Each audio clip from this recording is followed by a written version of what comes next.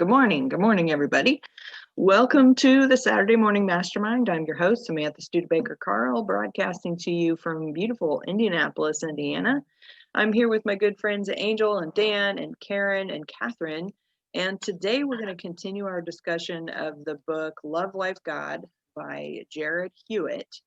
And we're going to be talking about chapter 4. And in chapter 4, Jarrad tells us that not allowing self-love is the only reason that we struggle to manifest what we want in our lives. And one of the biggest things that he talks about kind of at the beginning of the chapter is judgment and how that affects our self-love, or our lack of self-love.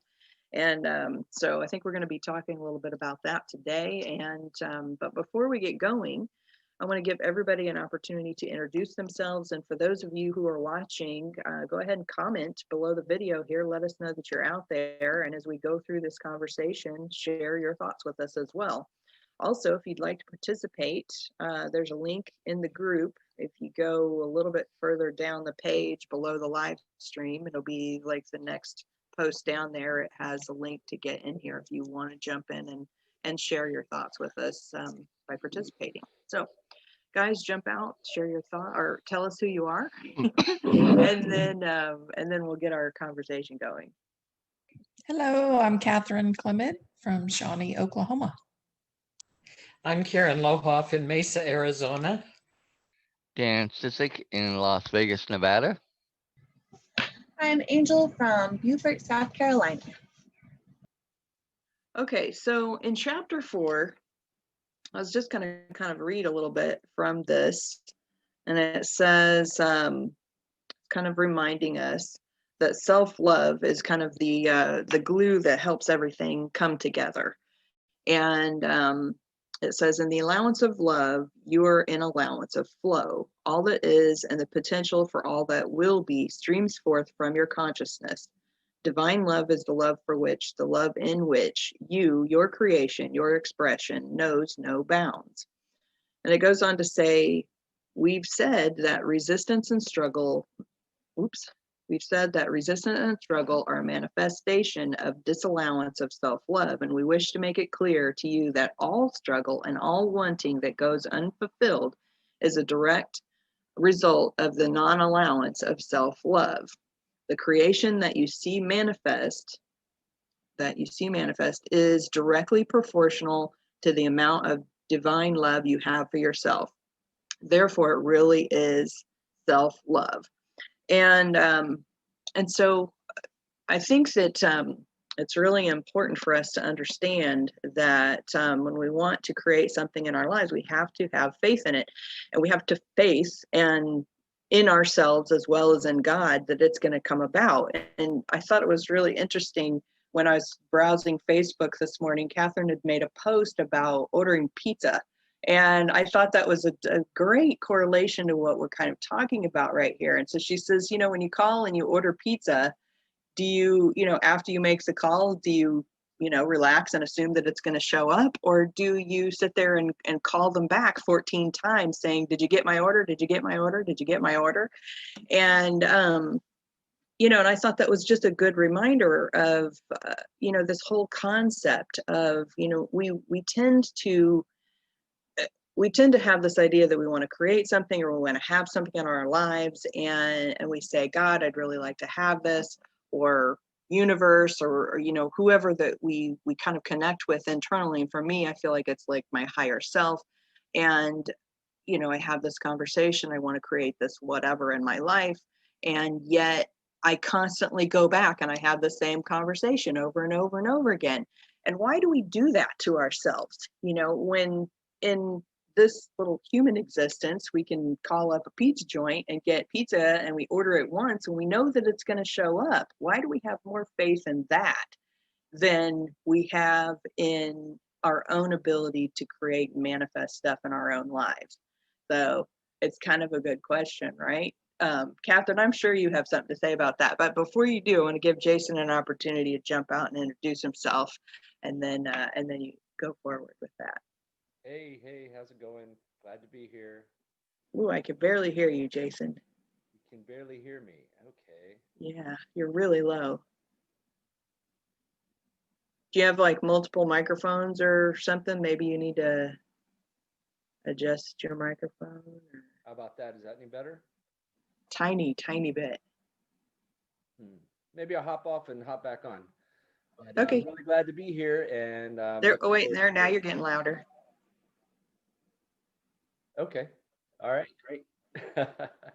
Yeah. Glad to be here. Happy Saturday, everybody. Cool.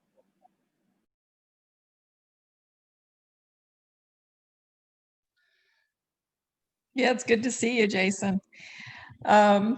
Yeah, I put that post up. I started to put at the very beginning, note to self, because it really, everything that I post is a note to myself, you know. And I was doing exactly what you just said. I was kind of like going back and forth with God saying, you know, WTF, what's going on? Like, how come this hasn't showed up, and this, and what am I doing wrong, and blah, blah, blah. And I don't know, like suddenly it hit me. And in all honesty, I haven't ordered a pizza in years. Okay. But I'm just saying it was a good analogy. I have more faith, evidently, in the pizza delivery guy than I do in God, because, you know, when I did order pizza, I could call and I'd order, and then I'd, you know, get the plates out, and, you know, the kids would be excited, and we'd be waiting for the pizza, and we knew the pizza was going to show up, and it was going to be delicious, and it was going to be even better than we imagined, you know, even if they messed the order up and missed one little ingredient or something like that, it was still going to be amazing, you know. And I was like, why don't we do that when we pray, or when we ask for things? And I'm actually part of a year-long miracles group this year, 2021. And some of the stuff that they're teaching us in there, you know, is stuff that we've been learning through these books that we've been studying and stuff, but it's just such a good confirmation that our expectations of things are so important, you know. And I know people, this book brings it up, and a lot of other books bring up the I am. And the big reason, excuse me, my voice, the big reason for that is because we need to keep things in the present tense. Because if we're always saying, I want to have, then you're always going to be wanting to have that. You know, we really, I can't explain why it works this way, but evidently this is what I'm told for people that have everything that they want. This is how they got it. They figured out that when they, you know, did things the right way and dropped the judgment. See, I try not to judge people, because I really do have this overall theory going on that everything is happening for a reason, and everybody's playing the right part at the right time, and you know, it's all perfect. So I try not to judge anything, but I do find myself saying, you know, well, why does this person get this $1 million jet while all these people are over here starving to death? You know, I do that kind of thing from that bleeding heart sort of place in my body, and that's a judgment. See, so I really have to call myself out on stuff like that. And that's why that was a long story to tell you. That's why I made that post.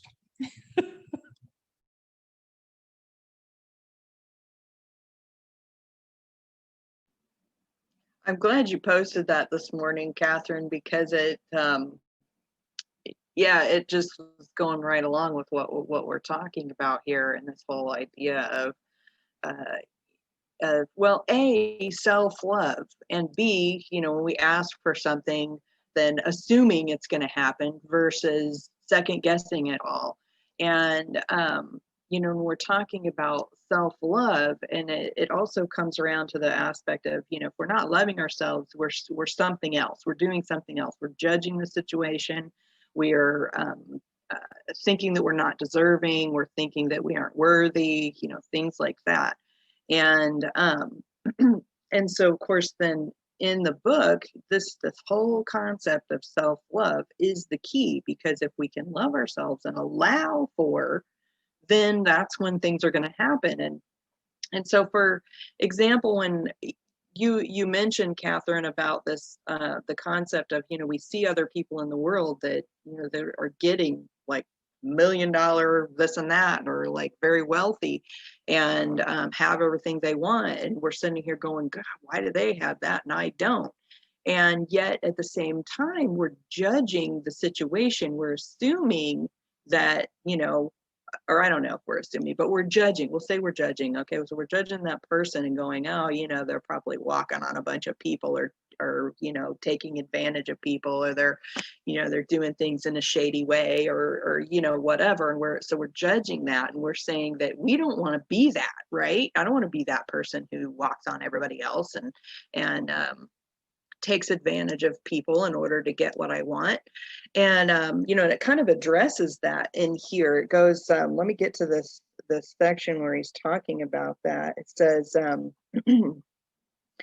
says, so Jarrad, being the person who's asking Source the question, says, okay, so this brings up another question. You keep talking about self-love, and it seems to me that there's quite a lot of assholes in the world who get exactly what they want, sometimes at the expense of others who don't seem to have a lot of love. And so then Source goes on to say, we would like to tell you that which you already know. You are in judgment of those whom you perceive as getting what they want at the expense of others. We also wish to tell you that despite appearances, nothing is ever at the expense of another. If someone appears to be taken advantage of, it's because there is something within their energy that either believes it needs this experience or a variation thereof. Situations are always a vibrational match to all parties who are experiencing them. Judging people as not having much love for others or themselves is based on your own idea of love, the story of love that you have. They love themselves in that they have no judgment about what they want. They simply want it, and they seek out ways of getting it however they can. They love themselves enough to allow what they want as far as satisfying their desires. And and so this kind of brings up a whole nother aspect of, we always judge situations on what we think is happening, and it's a human thing, this whole idea of good and bad, or what's right and what's wrong is all a human perspective, right? Now, I think that it's interesting that it says that everybody kind of is attracting into their lives what they expect to experience, right? So if we have this one person who we think is taking advantage of others, and then we have the other person who is being taken advantage of with you, well, that person in and of itself is probably attracting that into their lives, just like we attract all kinds of stuff into our lives, as to what's happening in our own lives. My sister asked me the other day, because she got this book and started listening to it as well, and she was like, how can I manifest stuff, and also everyone else can manifest stuff at the same time? And so it's like, how can I have what I want and everybody else have it too? And one of the other things that seems like is kind of a lesson in here also, or somewhere that we've read it before, is that there's more than enough for everybody to go around. It's not like you have to have something at the expense of someone else. But at the same time, we kind of manifest situations in our life that we think that we're worthy of, if you will. I'm going to let you guys talk. I do have some examples, but I don't want to hog the whole show. So I was going to jump out and say, something on that. I was kind of going back to what you were talking about, the self-love and the, you know, manifesting or asking for what you want. And I'm reading this paragraph, and it's over on the other page of where you were reading on what you were reading. It says, vibrationally, you call forth that which you are asking. In the same way, you allow that which you are asking, allowing yourself to both ask and to receive through divine love. And I think sometimes that's part of the problem, the issue. We are vibrationally, yes, maybe putting it out, trying to manifest what we're looking for. But then I think, based on what you're saying, the key thing is that self-love, to allow that in. And I think that's where we get that wall that we all feel like we have or put up, or something where, yeah, we want it. We put out the vibrations that we want it, but then, and I think this is where we get that mix up, is that we don't feel that we're worthy of it, so we don't allow it. And I think that's the key part. But then, in being devil's advocate in here and playing the other side and going from some personal experiences I've had, and I've talked about them before. When I was a child, I was, mentally and physically abused by my real mom and stepdad. So to me, I don't feel I was ever putting out wanting to be abused. I do not feel I was manifesting it. I was not asking for it. I did not want it.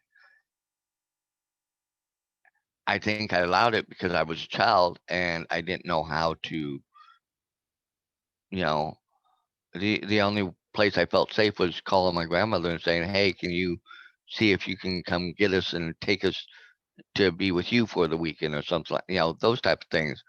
Um, because none of my friends really knew, growing up, and I was young. I mean, I was, so in that sense, that's where I have some problems with some of this, where, you know, because I loved myself. I love myself. I love my parents and my family.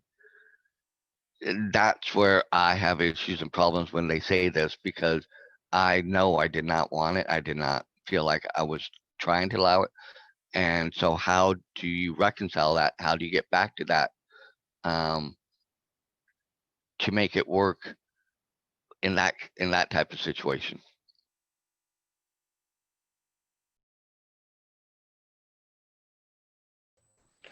What comes to mind for me, Dan, is the book that we read about planning our lives ahead of time. Thinking that we needed, or believing that we needed certain experiences for whatever reason, and they fit into that time frame.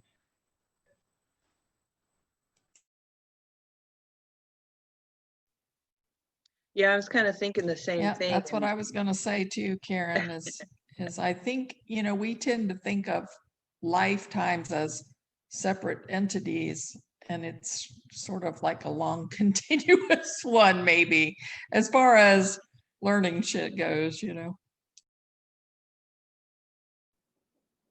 Yeah, and another thing I was kind of thinking about, and this is something that, that my sister made me think of by going, by asking, how can we have things in our lives, and how I don't understand how it all works. And I think that's kind of one of the biggest things also, is we don't know how it all works, and we don't know how deep the rabbit hole goes, as far as, everything that we don't understand and don't perceive. And I think that, when we're talking about what's discussed in this book, they're talking specifically about self-creation in the moment now versus what has happened in the past. However, I also believe that some of what it's teaching can help us kind of look back at the past and see where we have created things in our lives that we thought we didn't want, but we created them anyway. And and as far as you being when you were a child, Dan, I have no explanation for that, other than maybe it is like we're thinking, it's something that is from, a different thought process, like from the previous book, where we came here with a purpose, and as a child maybe we are more connected to our previous um inst- uh what's the word I'm looking for, whatever we were trying to accomplish when we first came here. We were playing a part in one way or another in that experience. And but we don't know. We don't know. And that's one of the things with these books, and why we're all on here together, is so that we can discuss these ideas and be like, okay, what does this mean? I don't know. It sounds interesting. And but one thing I wanted to, oh, go ahead, Dan, jump in. Well, I was going to say, I think a way of maybe is, because I think, like it talks about, we kind of lose that connection, or that connection, so to speak, to God. that actual connectedness to God or the universe or whatever, however you want to look at it. And when we do come to this physical world, and I think maybe, like I said, and then going back to it, based on some of the things the other books have said, um, that we talking about planning and living out certain things that we want to experience, and so I can I can see what you're saying on that. I'm still trying to work through that and see where I stand on some of that.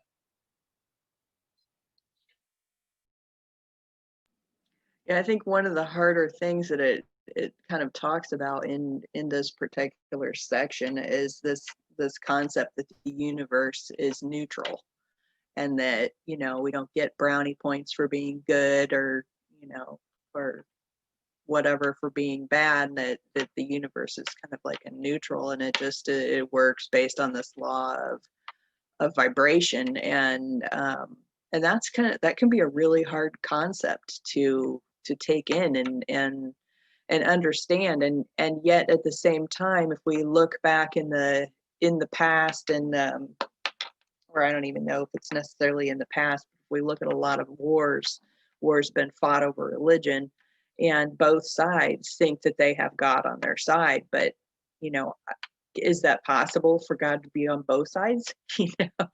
I mean, and so it's just an interesting concept, and so I think it is hard to really wrap your head around the possibility that what we think personally as being bad might not be bad to someone else. They may think that they're completely righteous in their efforts to do whatever it is that they're doing, and it's all just a matter of perspective. And we see that in a lot of different ways. I think that anytime we watch a movie or read a book, fictional or non-fictional, as we see a perspective from a person, and it's like, I don't know if you guys have ever watched the TV show Dexter. You guys watch that one? Dexter, he's like a serial killer, and they show everything from his perspective, right? And so that's a really interesting mind bend on the whole aspect of I don't know, seeing it from another person's perspective. So, but one thing that I was also going to mention. Oh, Jason, did you want to jump out? I see you're unmuted. Yeah, but go ahead. I'll jump out in a second. No, go ahead, because I'm sure you were thinking something about what we've already spoke about, and I was going to go forward with something slightly different. Okay, yeah. Well, I was going to touch, it kind of touches on what was said with Dan, you and Karen, and our previous book about the lives, planning our lives ahead and all that.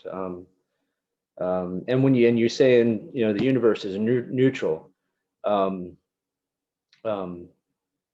people's perspectives are different, So I kind of think that, the universe could be neutral, and it could be, kind of a clean slate, or whatever we want to make of it. But I think just like sometimes when, Catherine was talking about ordering a pizza, or we're, asking the universe to open opportunities for us, or we're praying for something, and then we're not truly expecting it to happen. Our heart's not maybe in it. I think a lot of it comes into, and these are two kind of separate things. It seems to me like things, like it's sort of like we get stuck in a loop, whether it's a loop in our head, in our mind, in our own thinking, and what we how we perceive things, how we react to things, even our own self-talk. I was going to make a post earlier this week because I was thinking about things, and the phrase set myself up came into my mind, and I realized that every time I thought those words, I need to set myself up, but my subconscious was saying to fail, set myself up, and I was like, no, I've set myself up to succeed. Got all this stuff in, ready to go. I've got all these things set up to succeed, but my subconscious wants to default to that word failure. Now, I don't know. I think maybe that was just, growing up here and people saying, oh, he set himself up to fail, or so-and-so set that guy up to fail, or, that was maybe a phrase I heard a lot. And so I spent some time just correcting that. And I still kind of have to do that, because whenever I say that, it's kind of a default. It's like, it just flows better to say to fail, but it's to succeed is a little, maybe there's more syllables in it or something that makes it seem less flowing or whatever. But it's a loop that I see that we can get caught in, different actions, different things throughout our day that happen. Even our phone going off and getting a message can throw us into a loop. And if we're not aware of it, we can get stuck into these smaller loops or these bigger loops. And I think it keeps us from moving forward sometimes. And to the bigger picture, what Dan was saying, none of that, none of what we have to go through as a child in regards to our parents is any of our fault. We are trying to react as best as we can, especially if you're trying to be as good as possible and you're still not being treated right. Then, I mean, there's no way, that none of that is our fault. But that's, if you take a step back, that, to me, that sounds like the people that we're part of their lives, or, we have these outside forces that we spoke about previous weeks that,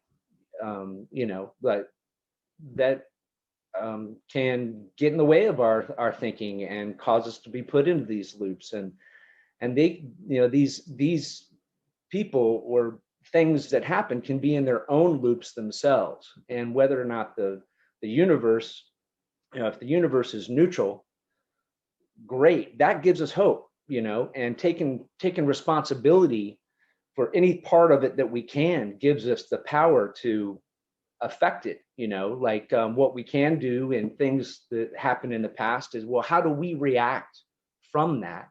What do we do going forward? Puts whatever you've gone through, puts you in a unique position to correct that and to maybe stop that loop going forward, maybe not just in your own life, but maybe in other people's lives. So how do you use these things in your own life? Recognizing them first off for what they are and taking control and having some power in them, but not blaming yourself, but taking some action. And so I'll leave it there. I have a few more tidbits, but I'll leave it there because I know that was probably kind of a lot. But thank you. Thanks for hearing me out.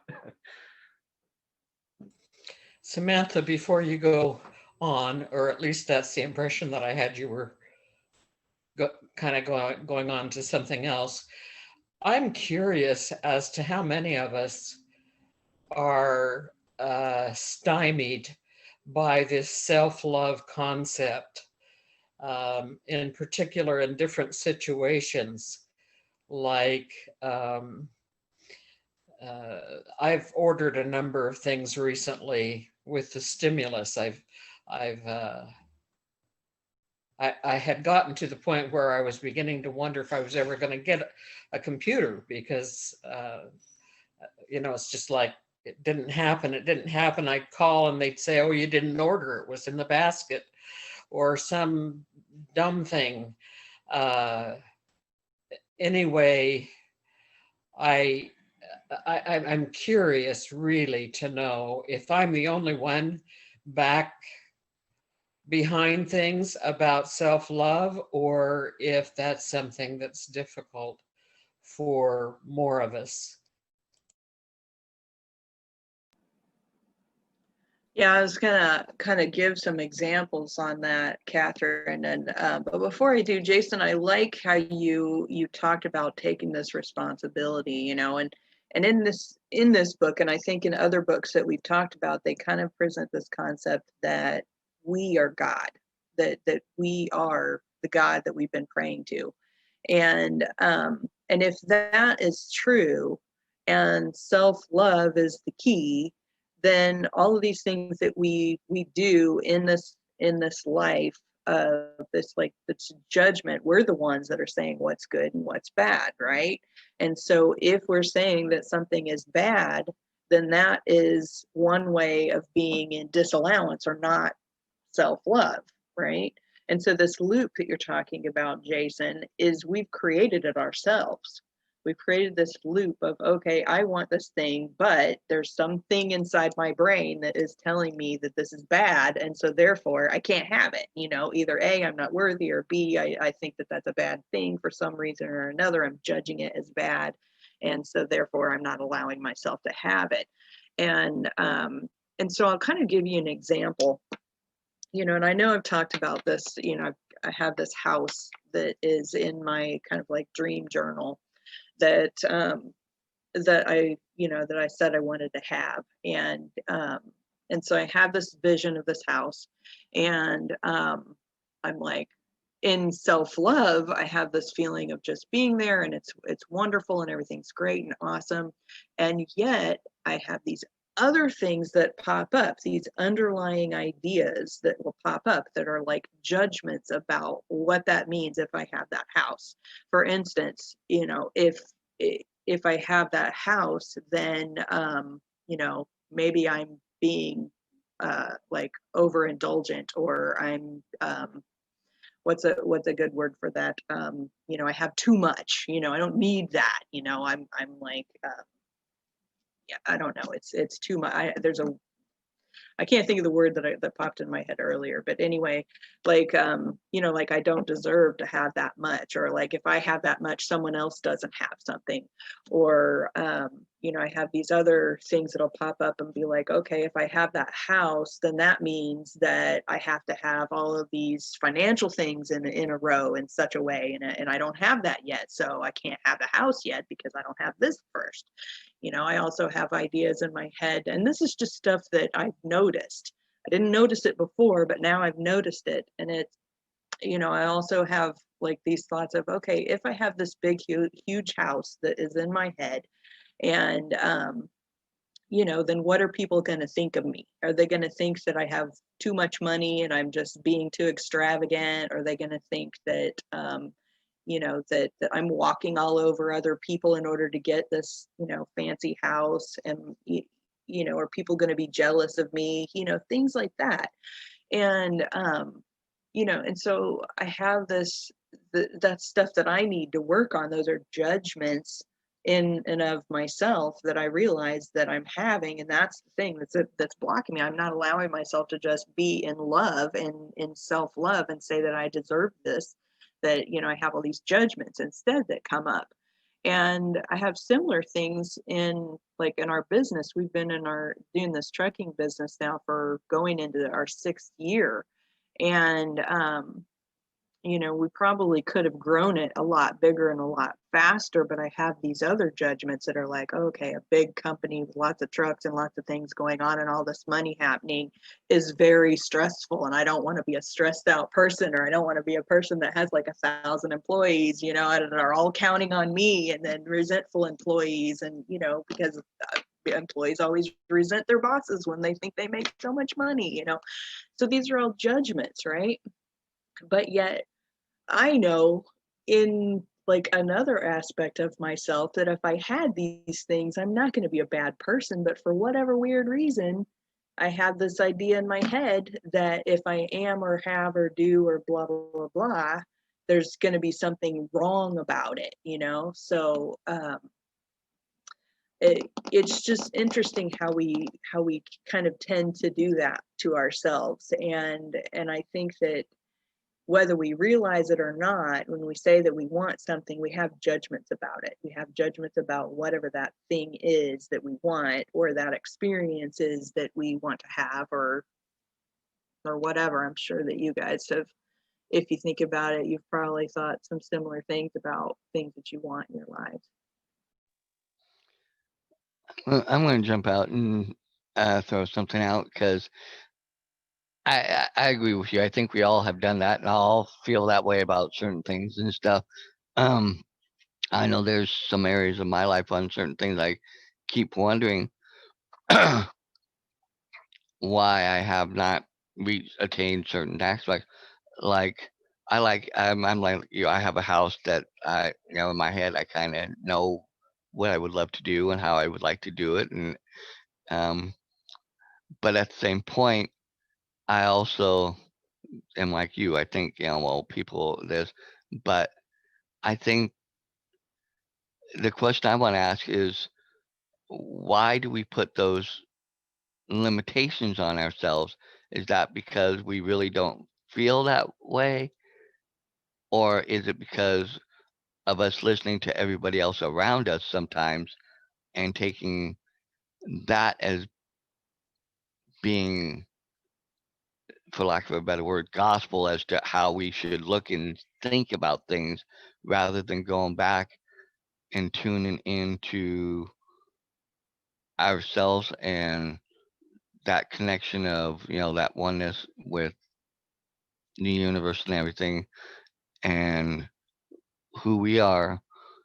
And I also think a lot of times, like for me in one area of my life, even though I want it, I think deep down I don't think I deserve it because of things about my past and my life and things like that.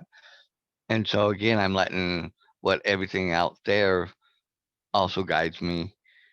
And I think we tend to do that a lot. We tend to place way more emphasis on what's out here and the chatter and the noise of people, places, society, and things that we have been taught from while we were growing up, and what other people have told us, and we kind of take it on as part of us when maybe in actuality it's really not.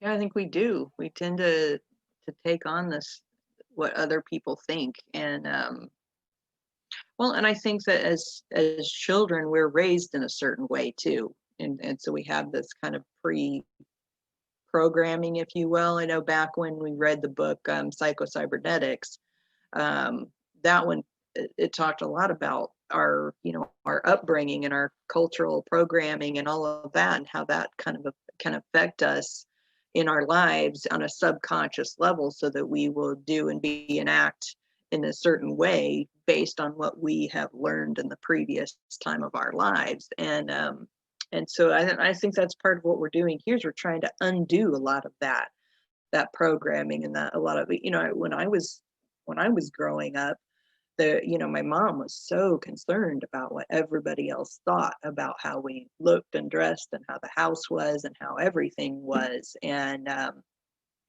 so I'm sure that there's some level of that inside myself, even though I try and be all like, I don't really care. But it's totally, I do, you know. So, I don't know. Go ahead. I'd say it's really easy to get caught up in the way other people have told you the way the world is, or the way you've got to be in the world, or especially, I mean, sometimes you grow up and you don't get told, it's just figure it out on your own. So you're going from one, you're getting perspective from one person and perspective from another person, and so I realized that a long time ago, and I remember talking to somebody about what they were saying in front of their children, in front of their kids. None of my business or anything really, but I just wanted them to realize they'd say stuff and jokingly, and it'd be like I'd be like, "Hey man, I mean," they're like, "Oh, it was a joke," and I'm like, "Well, you know, your kid or that kid over there that's listening to us doesn't know you're joking. He could take that to heart and think that that's, he may look up to you and think that that's the way he needs to be thinking, you know."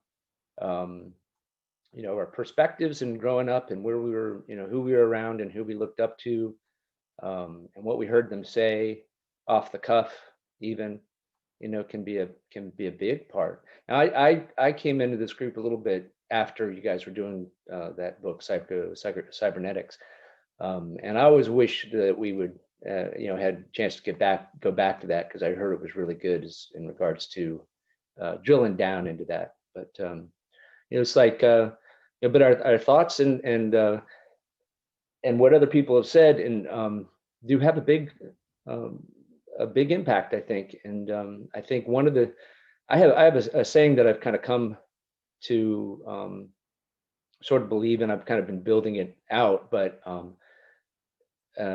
if I didn't build, I had to add some things to it in order for it to make sense to me. But because someone said, and I thought it was kind of important, but no one ever really told me, like, well, this is the way life is, and you hear people might say, life's a jungle, and life is people will step on you to get what they want, and all that stuff, and it's like, you pointed out earlier in the conversation, most of us, at least on this call, don't want to be getting everything we want, but at the expense of others. And to that point, I think, the universe finds a way. If we're willing enough to put the effort in and stick to what it is that we want, if something gets in the way of the universe providing what we're trying to get, then the universe will find another way to get that to us, is the way I kind of think of. I do think that if you succeed, sometimes, I believe in abundance, but I do think that there is kind of relative abundance. I mean, there's only one particular thing, and not everybody can have it. And maybe it's something you can't part up to people or split up. So, I mean, but so you can't have that one particular thing. You stick with what you want and be open to what the universe has in store for you. The universe may have something, an even better one of those in store for you, so, and maybe that journey was part, you need to learn a little bit in that journey as well. But the saying that that I kind of have coined is that, life is a game of taking every opportunity as quickly as possible before things change, making most of every opportunity before things change. But I added within moral reason, because I don't like the idea of people just going, just to take every opportunity regardless of whether you're stepping on people. I think you've got to measure that a little bit. But I think that does also, it can kind of get in our way. Like you were saying, do I want this beautiful house with all the things that I would love? It may, what I would want may not be as grandeur as what someone else would want, but to me, it's the greatest thing, in the world. And like Dan said, am I deserving? And when you said that, Dan, I was like, well, how do you drill down that? Maybe you ask yourself, well, what will it take? What do I need to do to be deserving of it? What is it that, do I need to maybe not put it on such a high pedestal, or are there certain things that I need to accomplish to be able to say, you know what, if I do these things, then yes, I deserve it 100%, and I shouldn't worry about what other people think. So I think it's that relative abundance and having that moral reasoning within our actions, but realizing that a lot of people they grew up thinking, hey, you got to take every opportunity and don't worry about whether you cut somebody out or stomp on somebody else's dreams. Just take it. Life is competition, and there's only so much to go around. I mean, there's definitely people out there that think like that, and they're going to be much more aggressive in getting and trying to take something that you might have your eyes on. So, there is that, how do when you, after a while of trying to get a certain thing, and every time you go for it, there's, something else pulls the rug out from under you, or someone, steps on your dreams, then, that dream sort of starts to fade away a little bit, doesn't it? I mean, it's hard to keep that going, but I think if you can keep it all in perspective and learn to overcome some of the things, at least the things that we have control over, and maybe even empower ourselves with a little bit of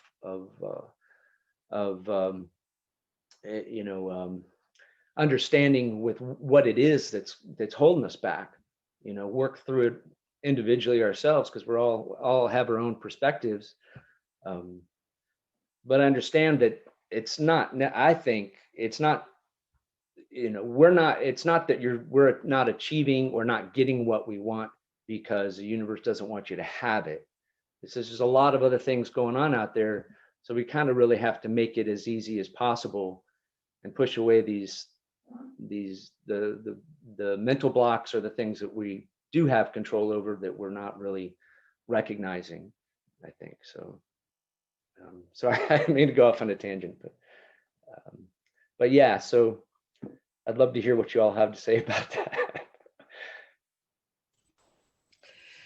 I keep thinking, and I don't understand it, why, certain things come to your mind and they kind of stick there. I keep thinking about this man. He was a runner. He had grown up without legs beyond, one was beyond his thigh and one was beyond his knee. And, so he had those kind of ski-like things that he was running on. And he was really a champion runner. And he shot his fiance. She was on the toilet in the bathroom, and he apparently pretended that there was somebody breaking in, and that he was protecting her, and that she was, I mean, it was some wild, ferocious tale. Anyway, he's been in jail now for years, but and I don't know if it's in France or Australia or where exactly he is, but what I've thought about living here is that every one of us needs to be doing something if we're going to enjoy our lives like any way in a normal sense. And the one that does the most is someone who has cystic fibrosis and probably has had it the majority of his life. And he's got a bicycle here, and he'll eat, and then he'll go work out on his bicycle. And the rest of us are little pudgy little couch potatoes that kind of get around the easiest way we possibly can and fatten up through the pandemic and all that kind of stuff. But I realize if each one of us were to accomplish what it is that we needed to do, so that we could just kind of really have a normal situation, we require having self-love. And it does seem to me that it's something that we need to think about. As I think about each person, I can recognize that there are, for lack of a better word, glitches that each person has as far as feeling good about themselves and doing things that just would help them kind of deal better with what it is that needs to be dealt with. And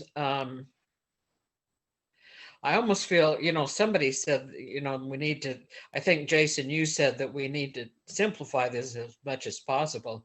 And I think this book is really simplifying the whole thing down to self-love. And I recognize for myself, I'm having a hard time with that. I'm having a hard time with, for example, in the course of this day, the rest of this day, what am I going to do for self-love? And what are each of you going to do for today for self-love?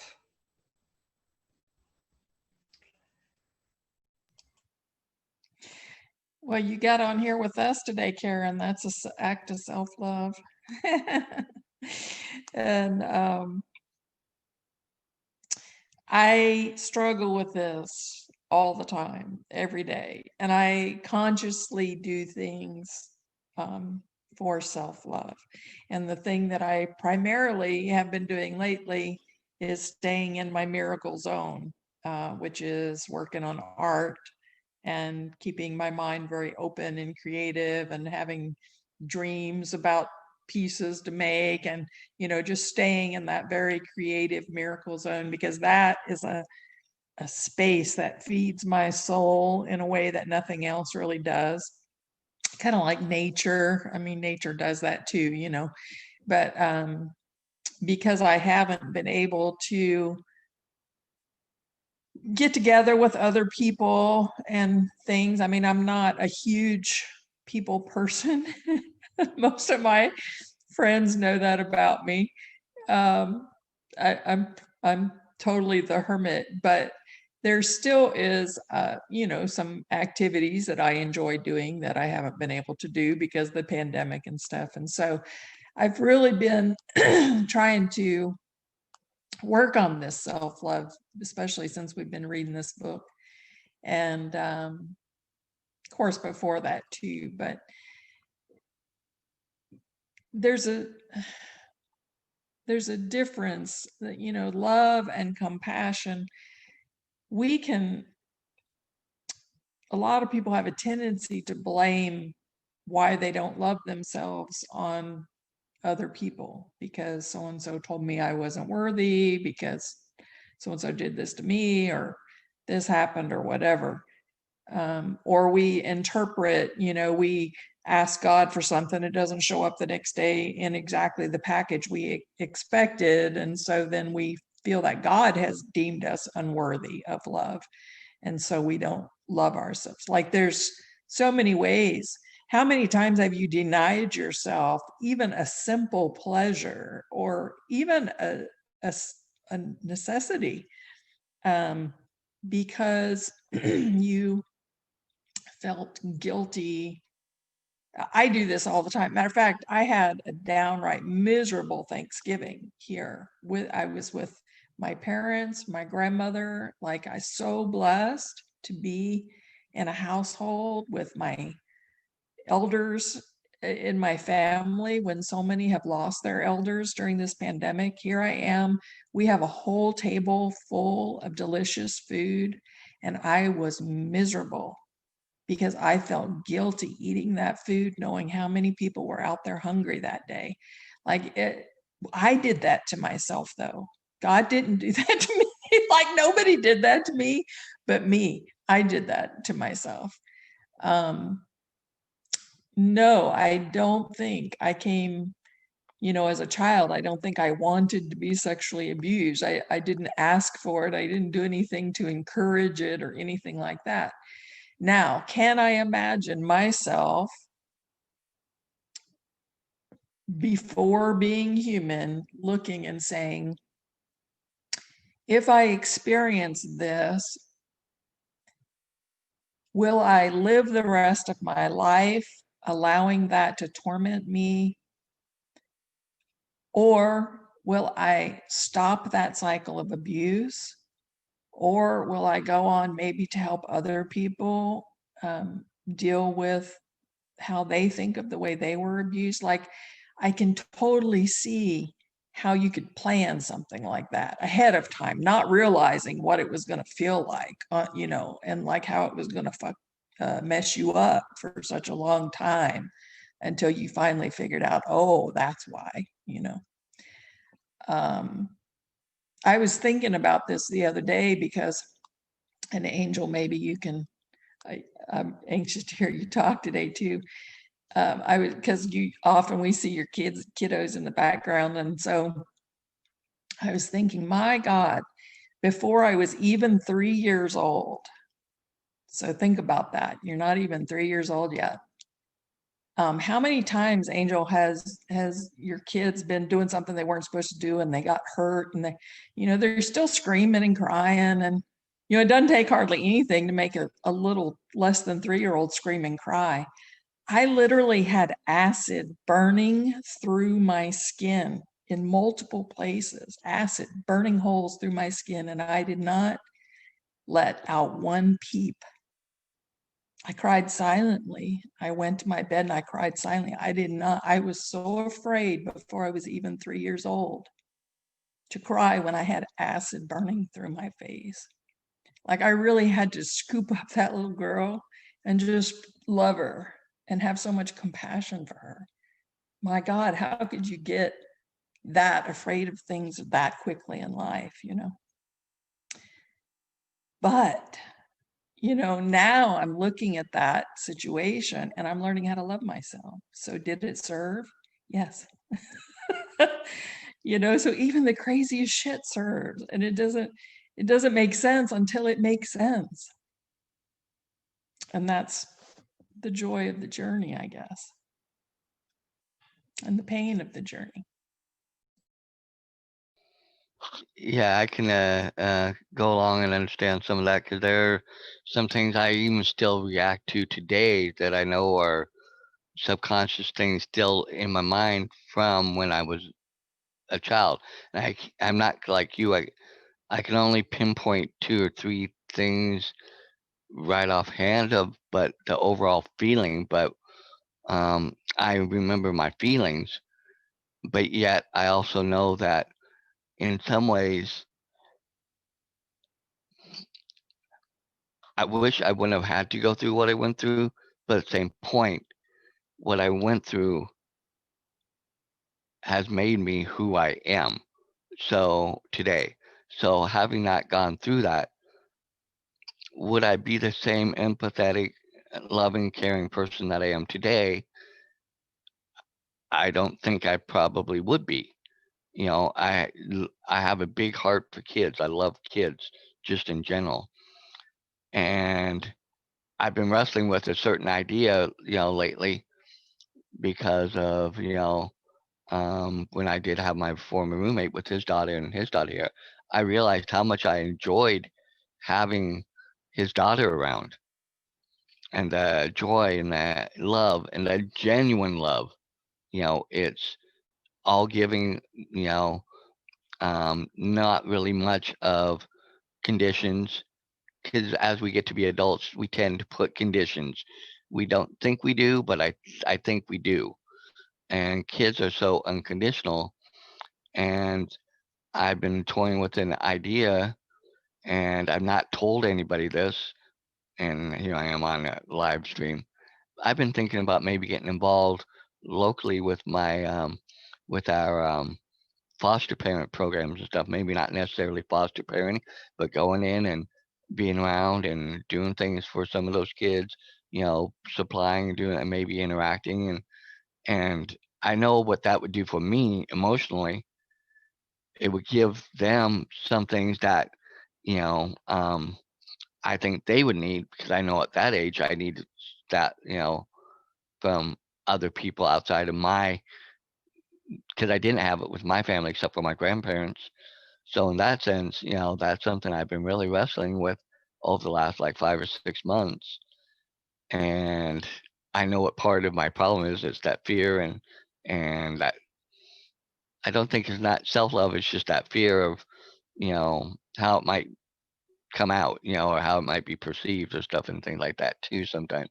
So, but I know that, had I not gone through what I went through, I wouldn't be the person I am today.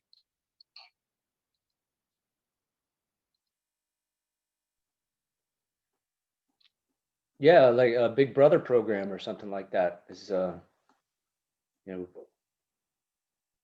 there's a lot of kids out there, I think, that they don't have parents that, or some that even do have parents, but they're not around all the time, and they need better supervision and someone to talk to, I guess. So I don't know, but that sounds like that might be something that's good for you.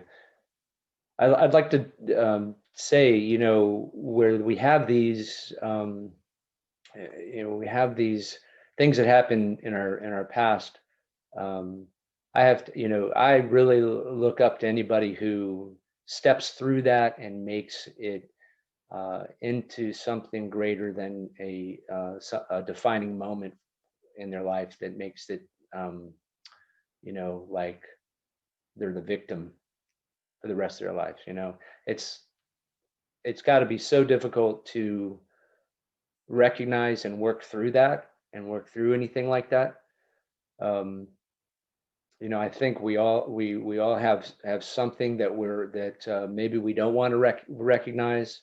Like Samantha was talking about, as she was saying about her house, or the house that she wants, and maybe for some reason she feels like that would be too much. That and we all talked about being worthy or deserving of it, and it's like, well, we think, well, there's nothing that, no reason for me to feel that way, but we're feeling that way, so we need to take the time to drill down and figure out what it is, and make those corrections. Like I was saying with the word fail, and just being in a little loop. I wasn't aware that was even something, but then it occurred to me, only because I was open to the idea of thoughts being things, and understanding that we could be kind of stuck in these loops. And then so I took the time. Now that's a little thing. That's nothing like having to go through being abused as a child, and but the I it occurred to me that, like, some people that I've heard this from, maybe it was a TV show or whatever, where someone was abused, or not, we would call it abuse, but they're being, tough love on the kid, and like, well, I made you what you are today, you're a better person for it. It's like, well, I think you're a better person for it because you worked through it, not because the people put you through it. And Dan, I know for a fact you'd be just as a warm and loving person as you are. You just have a deeper perspective from it. So I just I don't know. I wanted to say that, I guess.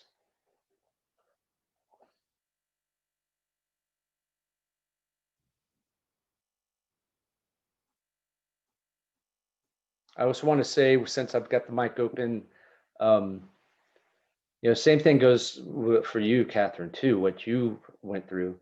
And what, Karen, you were saying about love and self-love, and what do we have, how would we, you got me thinking about, how are we, what would we do, what are we going to do to our, the rest of our day to try to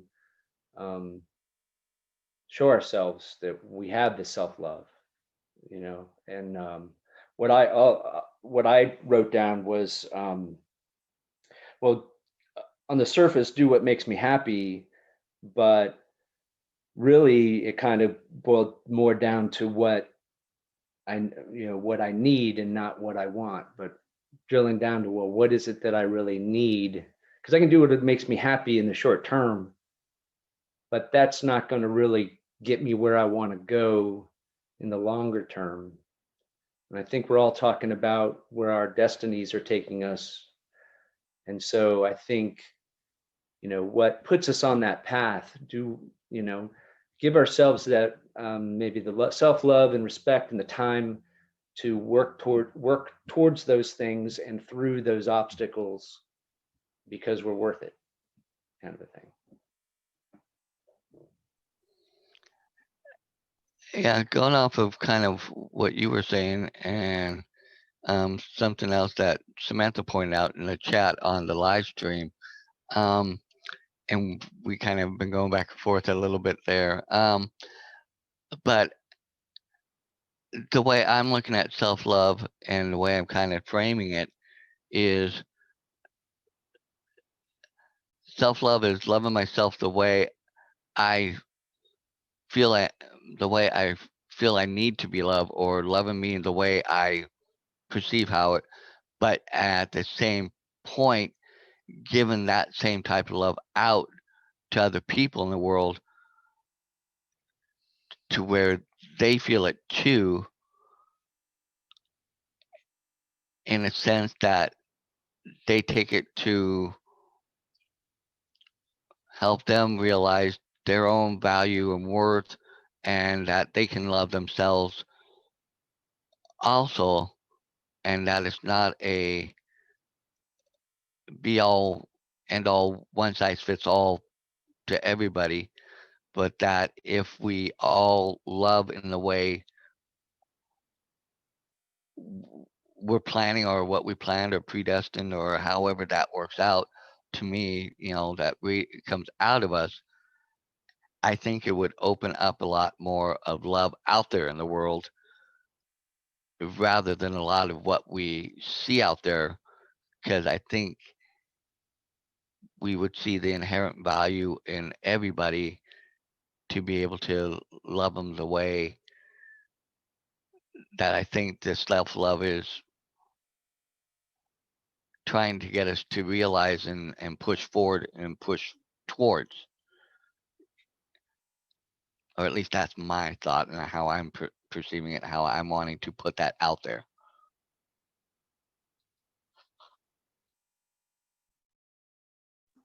Kind of like perpetuate the love, and how you when you smile to someone, they smile back, and I like it. Yeah. That sounds great. Last week, we talked a little bit about trusting ourselves. And the thing that comes to mind for me when we're talking about self-love is staying in the moment. Because in the moment, we sit right here where we are right now, we're all looking at each other, and we all have love in our hearts for one another, and we have love for ourselves, right? And it's not until we get out of that moment where we start thinking about the future and we start thinking about the past that we make these judgments about it, like, okay, I ought to be doing this, or I should be doing that. Karen, you mentioned that you have somebody in your house that, does the bicycling, and you're feeling less than because you're not doing the bicycling, or you think that you should be doing something more. And, and so that's a judgment, right? Or we have these goals that we think we're trying to achieve, or that we want to achieve, and we're not doing whatever we think we're supposed to be doing. And so when we're thinking those thoughts, we're judging, and we're not being in self-love. We're being in judgment of what we think we should be doing, or what we ought to do, or what we blah, blah, blah, right? And yet this book is talking about following our desires, because our desires are things that come up inside of us that are pleasant feelings, right? And when the pleasant idea comes up in our head and we're like, oh, I want this thing, or I want to experience this experience, we immediately will go into these judgments of why we should or shouldn't relating to that thing. And that takes us out of self-love. But if we can stay in the moment in whatever it is that comes up, and love ourselves enough to be like, oh, okay, yeah, this is a good thing. This, whatever it is that's coming up that I am feeling a desire for, is a good thing, because it feels good. It's a good thought. And we have to trust ourselves to know So for instance, Dan, you're talking about getting involved with, foster kids, but you have these worries that come up of what people might think. So there's a judgment that comes up, but you can trust yourself to know that it doesn't matter what other people think. It's what you have this desire to do that's in your heart that is filled with love, that, and you can be a loving person in that whatever it is that you're wanting to do, right? In your heart, beyond a shadow of a doubt, that your intentions are true and pure and in self-love, right? And so we have to stop judging ourselves on every little freaking thing that we do. And I do it. I'm not saying I don't. Obviously I do. And I think that's the whole kind of point, is to stay in this self-love aspect and to trust ourselves that we are going to be this moralistic, if you will, if that's the ethical person or whatever it is, this idea of who we are. We're still going to be that person even if we do these things. Even if I accomplish a very successful business or have this big huge house, I'm not going to be a person that walks all over people. I'm not going to be a person who takes advantage of other people. If I have extra money, I'm going to be giving it away. Just because I have more money doesn't mean that I'm going to be not being generous, right? So we have to trust in ourselves, and we have to love ourselves enough to know that we are going to be the person that we ultimately want to be in whatever situation it is that we ultimately desire.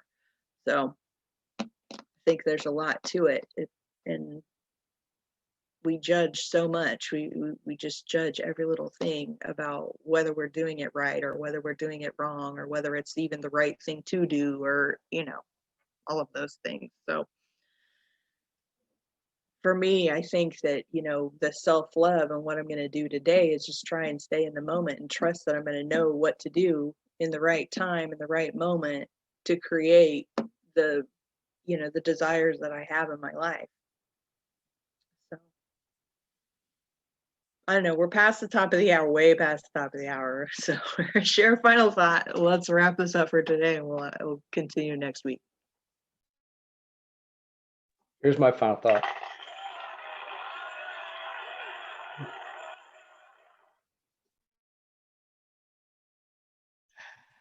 I'm going to My throw final out, thought is this is just the best group of people with the best hearts, and everybody in here and everybody that watches something like this, and everybody really, even if you're an asshole, you deserve it. Like, stop judging and comparing and trying to earn shit. Like, we deserve to have comforts and things that make us happy. Like, that's all just programming that we have to earn it.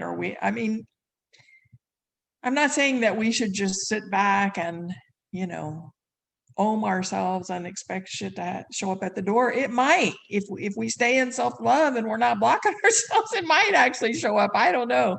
I'm not saying don't do anything. I'm just saying stop cutting yourself off because you feel like you're not good enough for stuff. And I'm talking to myself here. This is a note to self. Like, stop doing that, because that's what's blocking it. It's not anything other than that. So stay in love with yourself.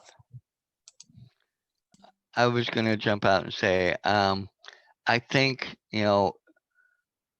learning to self-love and actually, and I think that's something that a lot of the world needs to understand, is we need to really undo, for lack of what you were saying, Catherine, earlier, what we've been programmed, or what mainly our parents or family, and that main thing, because I think a lot of this carries over from what we were told and taught when we were younger. Not that saying that they weren't doing what they thought was best, or what they was, and in some cases to some extremes, you know, um, and to the detriment in a lot of cases. Case in point, a lot of the type of people we have out there, serial killers, things, stuff like that. But going back to, one, loving ourselves, and appreciating our myself. And I think, I need to learn that a little bit more, and to look at the qualities and the things I'm trying to strive and attain of, loving and putting that out and seeing other people for their value and their worth, and not just everything bad that I see. And um but controlling myself and keeping myself in that, frame of self-love to keep moving forward. My final thoughts are similar every time. I love this group of people so much, and I feel so loved by this group of people. Loved and cared about and thought about, and um, I want to keep it more in mind. I look forward to Saturday so much, but I want to keep more in mind that each of you is contributing to me, and that for whatever reason, I found this group and have participated in this group for years, and it has um, strengthened me, it has enlivened me, it has encouraged me, and I thank you all very much. I always say that I wish more people would come aboard. I truly do. There have to be more people who think and feel like we do. And it would just be nice to find more of them. Angel, I'm so glad you've come and joined us with your children who are excited about their grandma. Everybody have a good week.